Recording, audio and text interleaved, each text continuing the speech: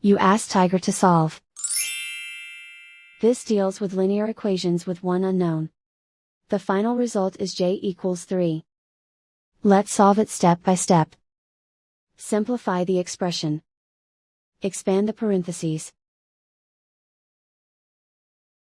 Simplify the arithmetic. Group all constants on the right side of the equation.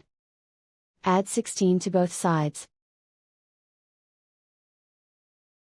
Simplify the arithmetic.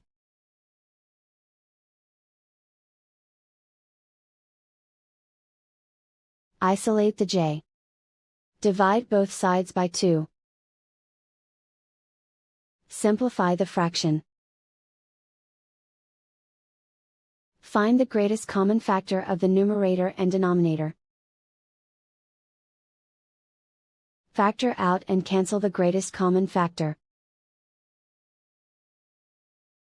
And so the final result is j equals 3.